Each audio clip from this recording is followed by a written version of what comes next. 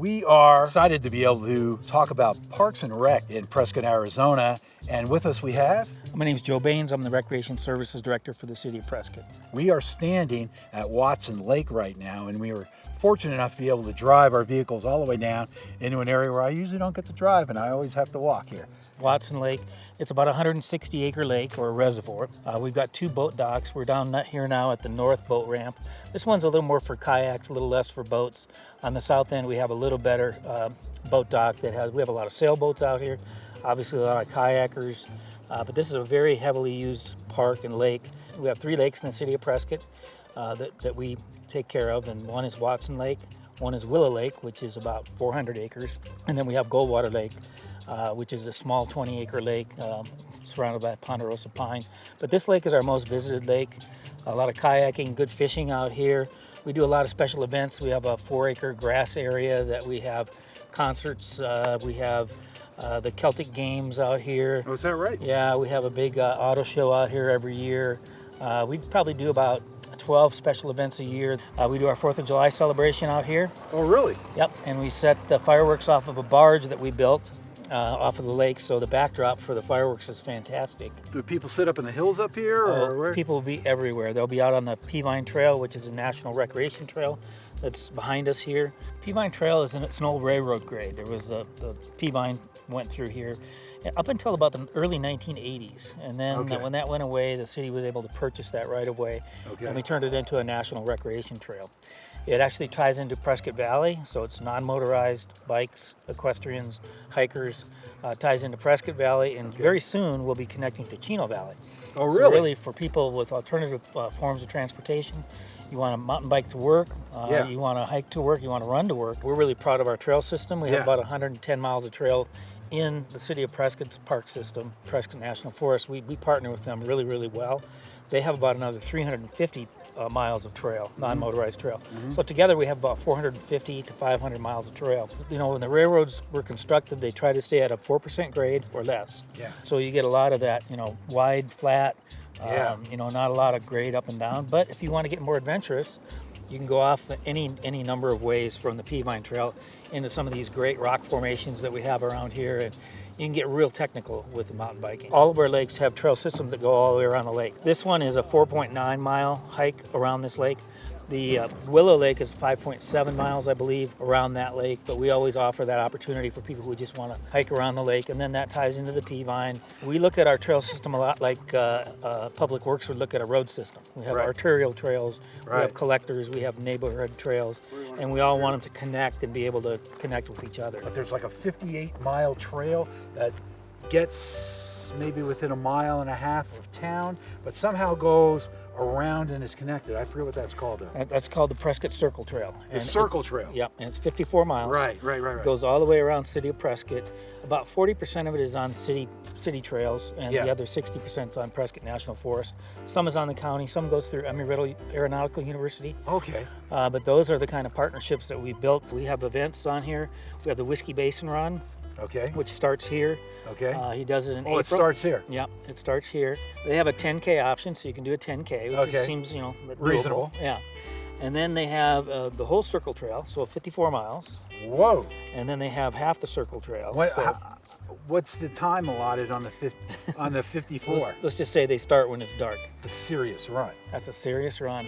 There's a lot of serious outdoor recreational enthusiasts. And, We have our mountain bike race, the Whiskey Off-Road mountain bike race that we have in April. Yeah, I could see people wanting to come down here. Plus, the weather's better.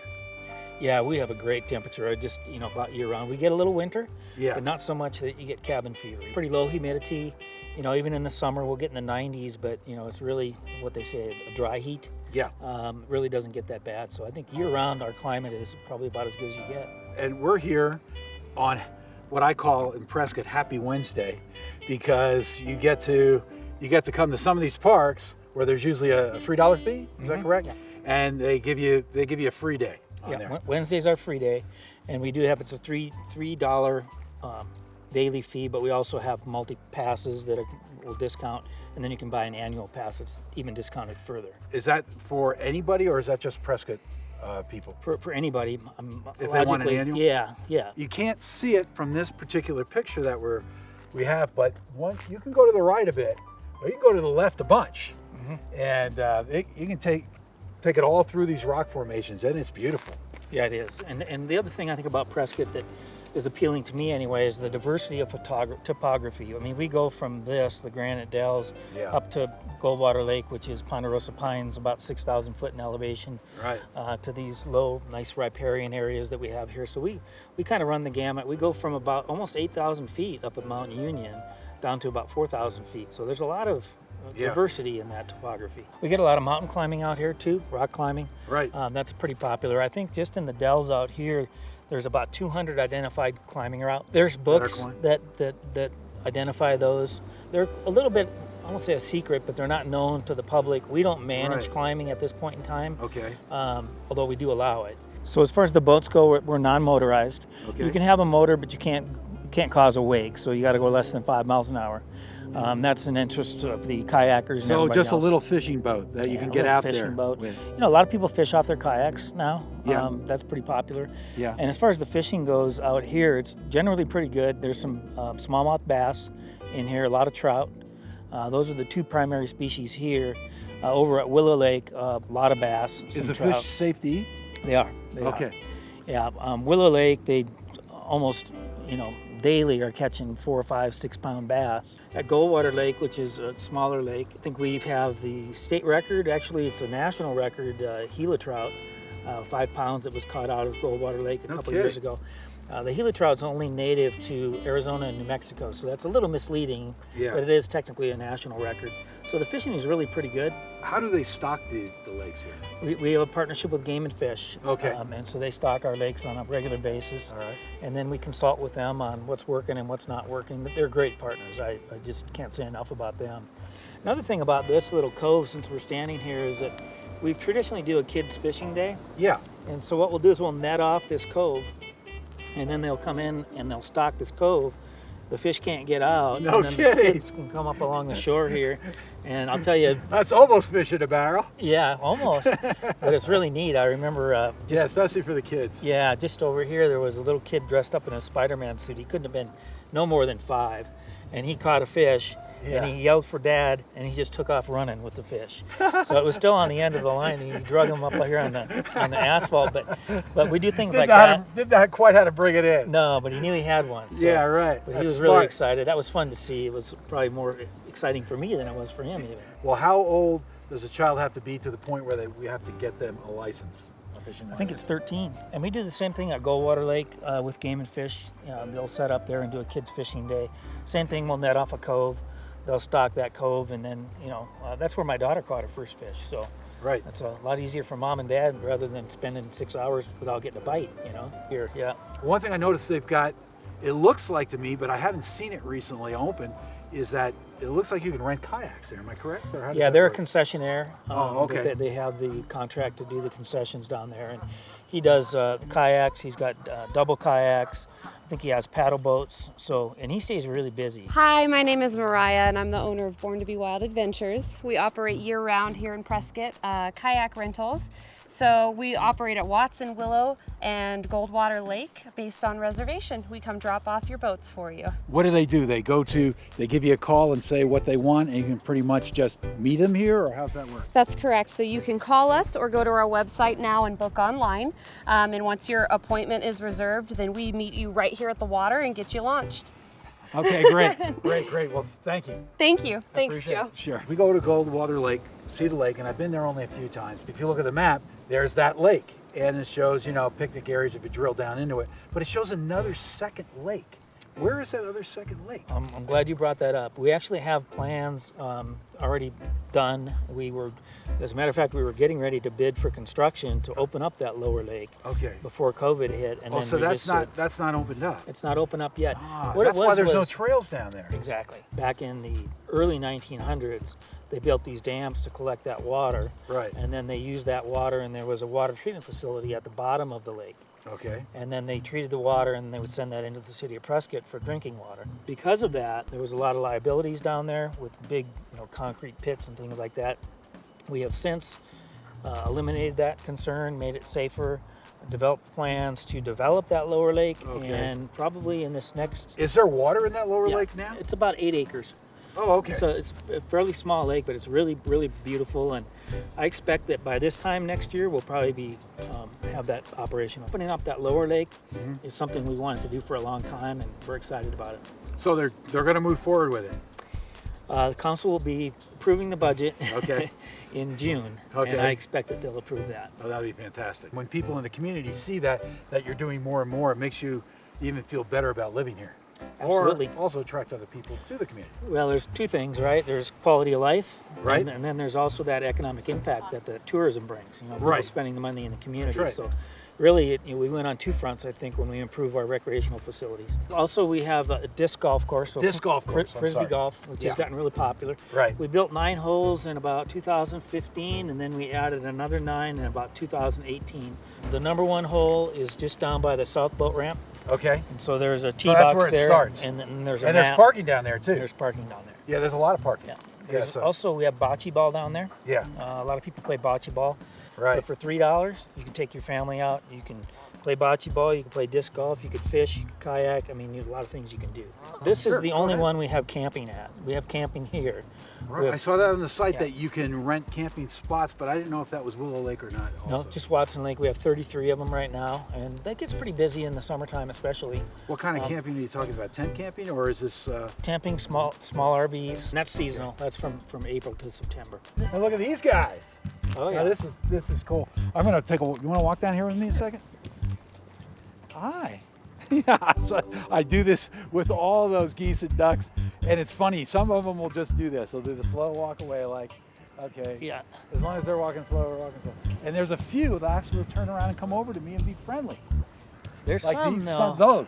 when you turn around, then they come get you from behind. Yeah, right. That's right. It's very clean looking. It always looks that way to me. Why? Well, they're reservoirs, so you know there's only 2 natural lakes in the state of Arizona. Inherently, they sit. There's not a lot of recirculation, Yeah. so we work really hard at trying to keep the water as clean as we can. But just inherently, because it is a reservoir and it sits in here, we don't have a lot of circulation going on. But we do release water. These lakes are also part of our water portfolio for development and all of that. I think it's about 3,000 acre feet a year that will recharge into the aquifer to keep that going. So Right. I never really have seen it, except if you go to the very end, which is normal in a reservoir, that it silts up, like you'd see in other states. yeah, but it a lot cleaner looking over here. But you can see we're about 7 feet below the spillway probably. Yeah. You can see that line. Yeah. This time of year, we're typically maybe more like 4. Right. We just didn't have a very good summer rain. Right. You want to take a shot and go up to? You want to go to Willow, or do you want to go down to the boat ramp, or what would you like to go next? Probably Pioneer Park.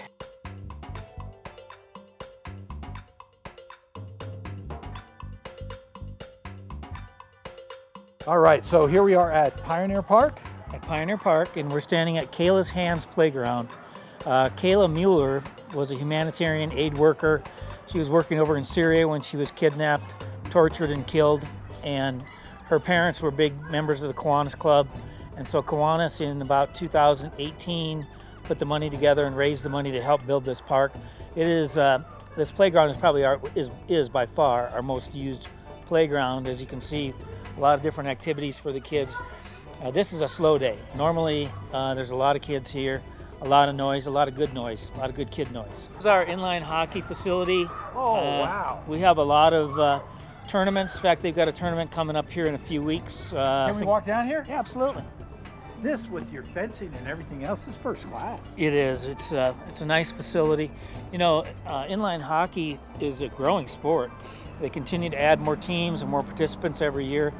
But this is nice. They got the seating over there. There's a concession stand in That's what I there. was going to ask you. It looks like they have concessions. Pioneer Park is an 1,100 acre park. That's huge. It is. It's big. We have up in those hills there. We have a lot of trails up there. It's a big mountain bike park. Oh, no kidding. So that's all part of it. Yeah, we do. I thought we were just looking at this. No. Oh. No. We do the NICA, which is the high school mountain bike races out here. We have a big one every year. Yeah. About 1,000 riders. But yeah, this is just one part of that 1,100 acre park. So that surface, you can skate on that surface with the skates that they use, and it's just regular hockey. And how many months a year is this open for people to use? 12 months a year. We have a fourplex of ball fields and soccer fields over here, and well, let's continue to walk around. Every time I go into, and I don't care what park it is so far, maybe I'll hit a bad one day, but I have yet to. I go into the men's room, and it's clean and it smells clean. That's a huge deal. It is amazing how well they take care of the parks here. And it's not just the restrooms, it's just all the facilities. You can look at on here, you can look in the seats here. It's well managed, in fact. They want clean facilities and they want it to be safe. Yeah. You know, those are two big things. Off of Arizona Avenue, we have a skate park. That's a really heavily used park as well. You got a big parking lot down there. Yeah. So that's kind of the central hub. You know, you can park. And all through here. Yeah, you can park there and go to Kayla's Hands. Pickleball, it's got its own parking as well. We have, I think there's 12 of these little day use ramadas that we have here. So if you want to come out and picnic with your family, or if you're here for do you have to call or rent ahead, or you can just drop in. Drop in. So Prescott's been known for quite some time as the softball capital of the world, or softball capital of Arizona. It's the moniker that was put on us. Really? And really how that came about was when fast-pitch softball was very popular in the 60s and 70s, Prescott was the place to be. We brought over teams from Australia, and we really built ourselves up to be the place where people wanted to come and play. Here I've got 4 fields. We've got 3 over at Heritage, and then we've got 2 fields over here, and we have 1 downtown. So altogether we have about 12 fields. Probably our premier field, because anytime you can get 4 fields together, it's easy to manage a tournament with the concession stand and the scorekeeper's booth in the middle. All of our fields are multi-use, so we do soccer on them, we do football on them, we do softball on them, we do baseball on them. Oh, okay. In fact, you can kind of faintly see the lines that are drawn for the soccer fields. That's Sure. from our youth soccer. Local businesses that set up their own softball league, can they use these fields? Yeah, we actually do. We have a softball league we run through the city of Prescott. We'll have anywhere from 100 to 140 teams. Wow. To put that into perspective. Oh, so you help organize it. Right, yeah, it's a city program. The city of Tucson has less teams, and they're 500,000 people. We're 40,000 people. There's a lot of people that can play softball, and they can just goof off and have fun. They don't have to be great at it. Right, we have all the way from the competitive leagues to the leagues where people are just getting out and having fun. We do have another little feature right down here. I didn't even see that. We call it the VIP field. So it's flat, easy access. We do a lot of like t-ball down there, a little kids soccer. It's all fenced off, so you can keep track of the little ones while you're out here. Little League does their t-ball down there. Oh, okay, so it's a real thing. Yeah, it's a real thing. And with soccer too, they use it. All of our fields have to be multi-use. Well, we built these 8 courts and then quickly realized that we didn't have enough. It was full all the time. So last year we built these 4 additional. Yeah. And there's room to build 4 more. So this could be a 16-court facility. They're half the size of a tennis court. We really like it from the economic impact viewpoint because these are mostly seniors, not all, but they'll play midweek. And we love that midweek visitation. Oh, the nice thing about it is that if you're going to get whacked with one of those balls, it's not going to hurt you. Well, it's not the size of a tennis court. You're running back and forth, and you get a lot of movement. Here, it's half the size, so it's a lot easier for folks that are a little older. But it's very competitive. These guys, every morning, these are all full. The advantage over tennis is what? You'll see once they get going here, the rallies. In tennis, you know how you can kind of get to where nothing falls right, and so for a while there, nothing's happening. Here, it's a very constant, busy game. This gravel area right in front of us here, that'll be for 4 additional courts. So that would give us a 16-court complex.